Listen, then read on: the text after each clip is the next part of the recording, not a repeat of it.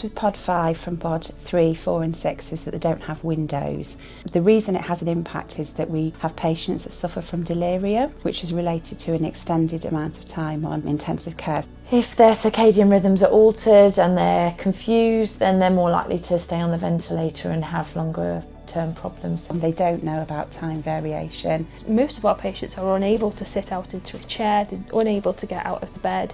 We decided to try and create a system that we can't just put some windows in, but we could do something else to create some light and some positivity. It's the Sky Inside system, and it's a series of displays above the bed spaces in the pods that show different scenes for the patients to be able to look at.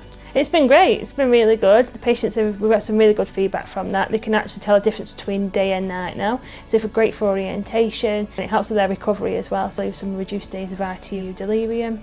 My initial thoughts and the nurse's initial thoughts were that it looks good, it looks better lit, it looks more positive. Some clinicians have been using it as part of trying to relax the patients when they're having procedures, for example, to reduce patient anxiety. So putting on the fish tank scene and asking them to concentrate on looking at the fish, and the patients that have experienced that have found it really beneficial and allowed them to switch off from potentially difficult circumstances that they're in. We are really pleased with it, and we can change whatever's going on, so you can have fish, you can have clouds, you can have trees.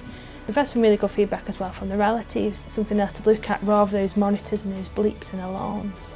I think they're impressed that the hospital and the department are using such an innovative piece of equipment. We come into work at 7:30, it's dark, we leave, it's dark. Obviously it does affect the staff when they don't have any natural daylight. Their circadian rhythms are affected just as the patients would be. It makes the staff feel better that they can see some actual daylight. It gives us a bit more of a bounce in our tail, I suppose.